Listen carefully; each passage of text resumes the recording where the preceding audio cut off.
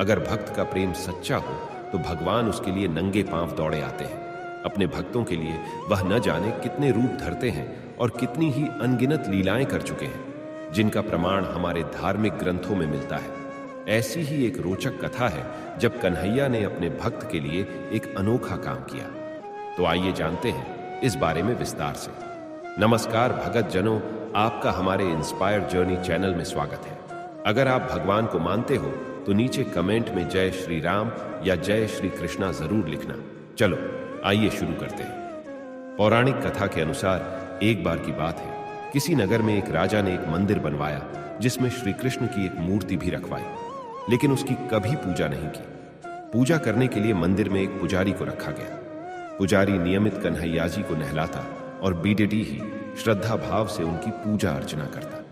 राजा भी रोज कान्हा जी के लिए एक फूलों की माला भेज देता था, और जब वह दर्शन करने आता तो पुजारी उस माला को उतारकर राजा को पहना देता। ऐसा करते करते पुजारी की भी उम्र बीत चुकी थी। एक दिन किसी वजह से राजा नहीं आ सका तो उसने एक सेवक के हाथ मंदिर में माला पहुंचा दी और कहलवाया दिया कि आज वह मंदिर नहीं आएगा, इसीलिए पुजारी उसका इंतजार ना करे। इतना कहकर सेवक चला गया।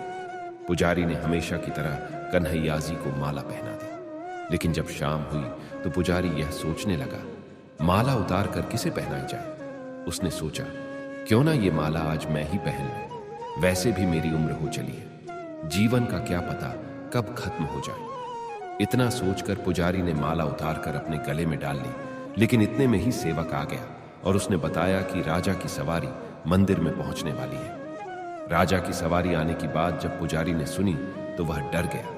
उसने सोचा कि अगर राजा ने उसे देख लिया तो वह तो मरवा ही डालेंगे।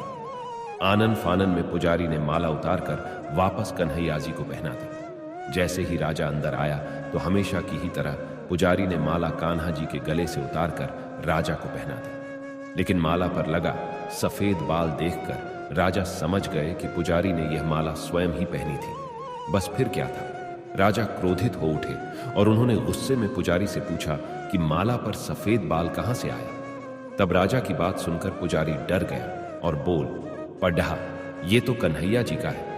अब तो राजा और भी क्रोधित हो गए, क्योंकि कान्हा तो भगवान है और उनके बाल सफेद कैसे हो सकते हैं। इसीलिए राजा ने फरमान सुना डाला कि कल श्रृंगार के समय राजा खुद आएंगे और देखेंगे सच में ही कान्हा जी का सफेद बाल है या पुजारी झूठ बोल रहा है। उन्होंने कहा कि अगर पुजारी ने झूठ बोला होगा तो उसे फांसी दे दी जाएगी। राजा का फरमान सुनकर पुजारी का बुरा हाल हो गया। उसने सोचा, अब क्या करें, कहां जाए, अब तो उसका मरना तय है।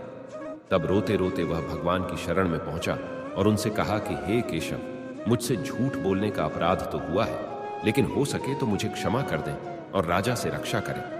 पुजारी ने कहा कि हे माधव, आपकी सेवा करते करते करते मैं वृद्ध हो चुका हूं, अब आप मुझे माफ कर दीजिए, ऐसी गलती दोबारा नहीं होगी।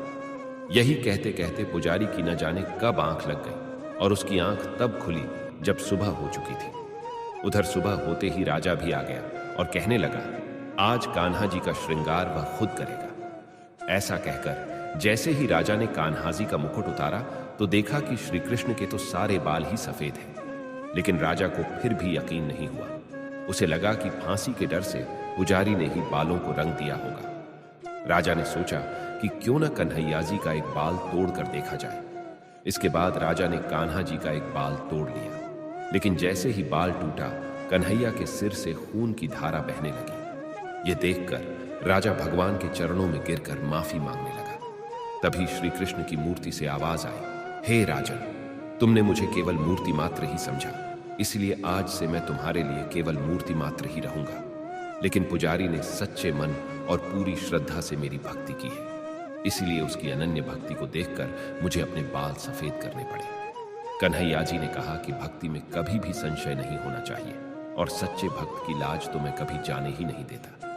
प्यारे भगत जनों, आपको ये कहानी कैसी लगी नीचे कमेंट में जरूर बताइए और साथ ही हमारे चैनल को सब्सक्राइब कर लें ताकि आगे आने वाली और भी अच्छी अच्छी कहानियां आप तक पहुंच पाए। धन्यवाद। आपका दिन शुभ हो।